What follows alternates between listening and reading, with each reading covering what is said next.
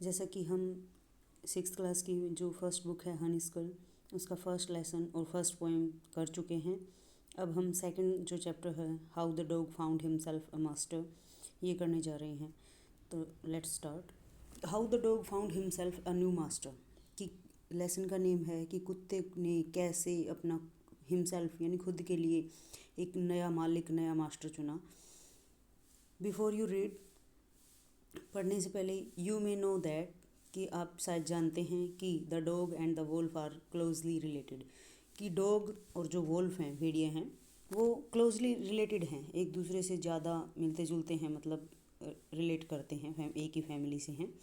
You may also know something about how over the centuries human beings have domesticated and tamed wild animals. You may also know, और आप शायद ये भी जानते हैं कि something about how over the centuries, कि कैसे लगभग शताब्दियों से human beings have domesticated and tamed wild animals, कि मानव जो प्राणी है वो कैसे डोमेस्टिकेटेड एंड टेम्ड होता है, पालतू बनाना जानवरों को, वाइल्ड एनिमल्स को कैसे मनुष्य ने अपना पालतू बना के रखा है, यानी as a servant, as a नौकर के रूप में, एज ए पालतू के रूप में रखा है। Here is a story about how the dog become a time animal. Here is the story, यहाँ एक कहानी है, about how the dog become a time animal, कि कैसे एक कुत्ता जो है वो पालतू जानवर बना, इसके बारे में ये कहानी है। How the dog found himself a new master, कैसे कुत्ते ने अपने खुद के लिए एक नया मालिक ढूंढा। Dogs were once their own masters and lived the way wolves do. Dogs were once their own master, कि once their own master, एक बार वो खुद के मास्टर थे dogs, and lived the way wolves do, और ऐसे रहते थे जैसे भेड़िए रहते हैं, यानी आज के टाइम भेड़िए पालतू नहीं है, वो फ्रीली रहते हैं। तो इस तरह डॉग्स भी एक टाइम ऐसा था जब फ्री रहते थे।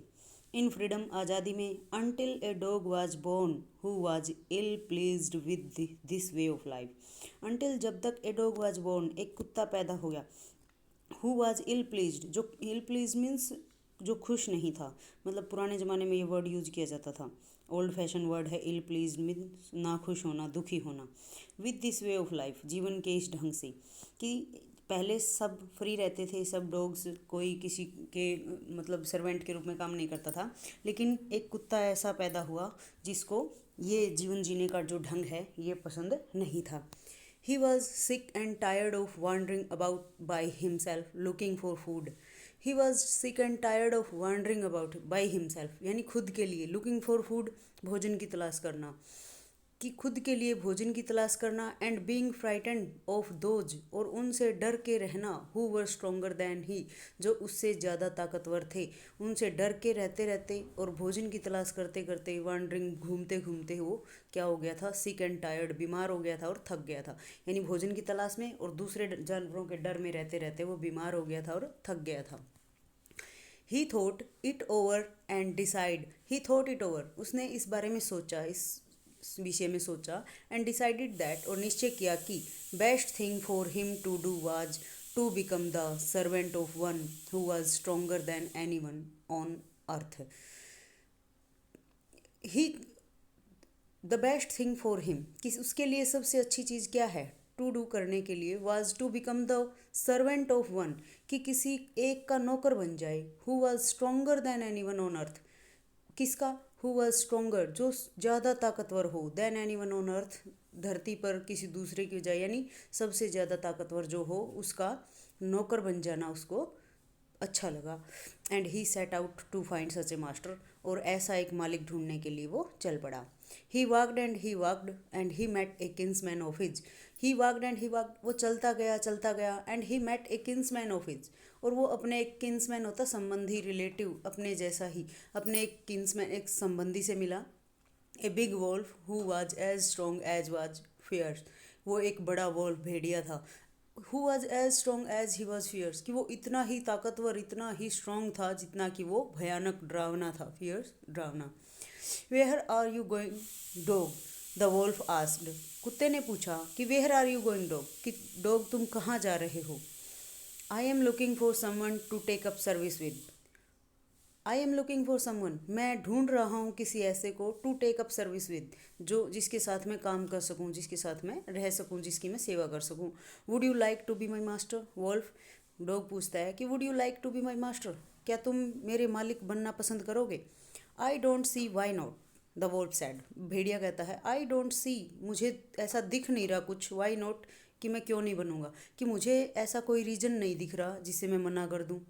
And this agreed upon the two of them went on together, और वो इस पर एग्री हो गए दोनों, यानी एक वोल्फ मालिक बन गया, डॉग उसका सर्वेंट बन गया, और the two of them went on together, और वो दोनों ही एक साथ चल पड़े।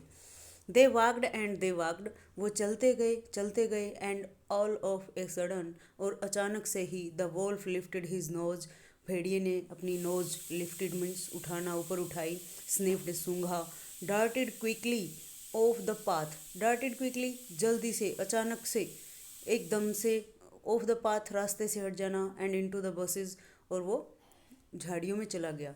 And crept deeper into the forest, crept deeper होता है मतलब साइलेंटली तरीके से अंदर चला गया, डीपर अंदर इनटू द फॉरेस्ट, जंगल में। The dog was much surprised, कुत्ता बहुत ज़्यादा हैरान हो गया। What's come over you master, come over you means affected you, मतलब आपको किस चीज़ ने इतना प्रभावित किया है मालिक, ही आस्क्ड, उसने पूछा। What has frightened you so, और किस चीज़ ने आपको इतना डरा दिया। अब जो वोल्फ है वो कहता है कांट यू सी, क्या तुम्हें दिखता नहीं, there's a bear out there, कि वहाँ बाहर एक भालू है, and he might eat up both of you us, you and me, और वो शायद हम दोनों को खा जाएगा, यू एंड मी, तुम्हें और मुझे भी। Seeing that the bear was stronger than the wolf, the dog decided to take up service with him. Seeing that the bear was stronger than the wolf, ये देखकर कि भालू जो है वो वोल्फ से ज़्यादा स्ट्रॉन्ग है, stronger than the wolf, wolf से, भेड़िए से ज़्यादा स्ट्रॉन्ग है। The dog decided to take up service with him, कुत्ते ने उसके साथ रहने का, उसकी सर्विस करने का, उसकी सेवा करने का निश्चय किया। And he left the wolf, और उसने भेड़िए को छोड़ दिया। And asked the bear to be his master, और भालू से अपना मालिक बनने के लिए पूछा। The bear agreed to this readily and said, भालू ने एग्रीड टू दिस रेडिली, यानी बिल्कुल सहमत हो गया जल्दी से, बिल्कुल तैयार था वो, इस बात से सहमत था। एंड सैड, और कहा लेट्स गो, आओ चलें, and find a herd of cows, और गायों का एक झुंड ढूंढें। I I will kill a cow and then we can both eat our fill, I will kill a cow, भालू कहता है कि मैं एक गाय को मार दूंगा, and then we can both eat our fill, और ईट आवर फिल होता है पेट भर के खाना, और हम फिर दोनों पेट भर के खा सकते हैं। दे वॉकड ऑन, वो चलते गए, and soon Sai heard of cows, और जल्दी ही उन्हें गायों का एक झुंड दिखाई दिया। But just as they were about to come up to it, और जैसे ही बिल्कुल उसी टाइम जब वो उसको मतलब अटैक करने वाले थे, उनके पास नज़दीक जाने वाले थे, they were stopped by a terrible noise, वो एक खतरनाक आवाज़ के द्वारा रोक दिए गए। The cows were moving loudly and running in a panic in all directions, the cows were moving loudly, moving होता है जैसे गाय आवाज़ निकालती है, रंभाती है, लाउडली ज़ोर ज़ोर से, जो गायें थी उन्होंने ज़ोर ज़ोर से रंभाना शुरू कर दिया। And running in a panic, और एक दुख में, दर्द में भागने लगी, इन ऑल डायरेक्शंस, सभी दिशाओं में।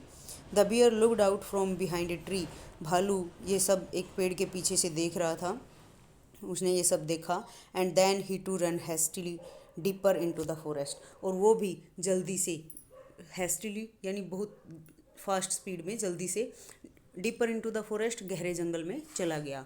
Now why did I have to come here said he to the dog, उसने कुत्ते से कहा now why did I have to come here, कि मैं अब यहाँ क्यों आया हूँ, मैंने ये मतलब इस जगह पे मैं क्यों आया।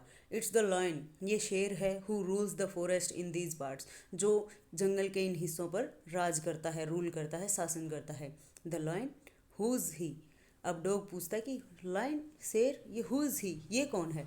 डोंट यू नो, क्या तुम नहीं जानते, he is the strongest beast on earth, कि ये तो स्ट्रॉन्गेस्ट बीस्ट है, सबसे ज़्यादा ताकतवर शक्तिशाली प्राणी है ऑन अर्थ, धरती पर।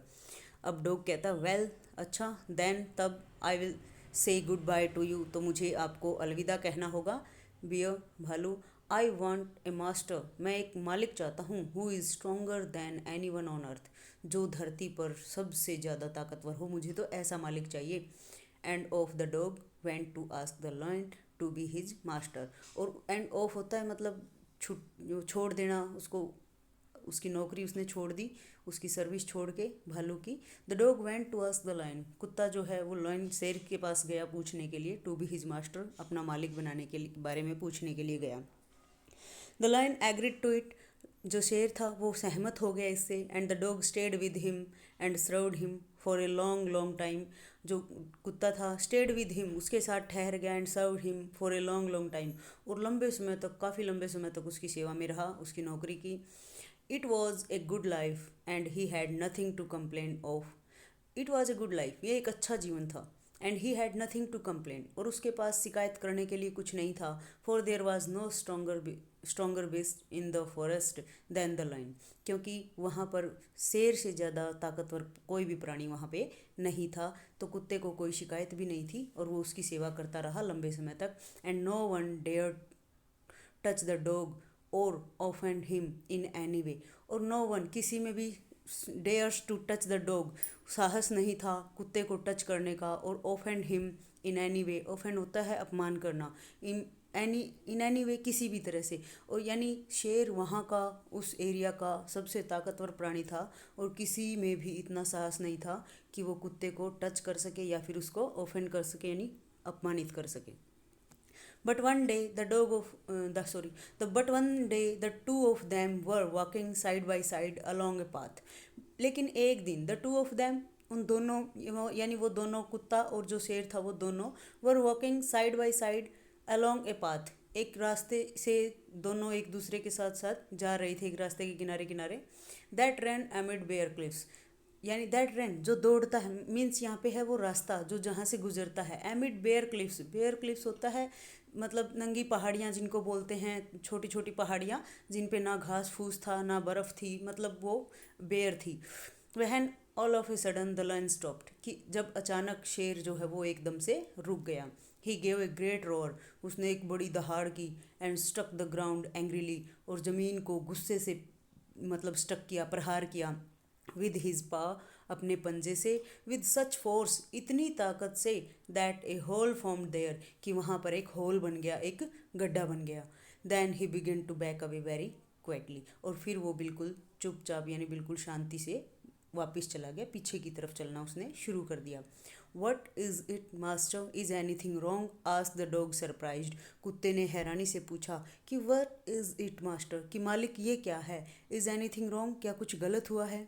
आई smell a man coming this way, the lion said. शेर ने कहा आई स्मेल अ मैन, कि मुझे स्मेल आ रही है एक आदमी की. कमिंग दिस वे, जो इस रास्ते से आ रहा है.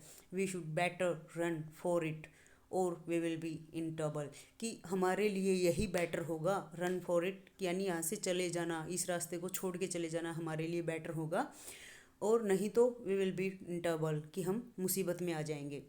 ओह well then I will say goodbye to you lion, अच्छा ऐसा है तो तब I will say goodbye to you lion, कि शेर मुझे आपको अलविदा कहना पड़ेगा.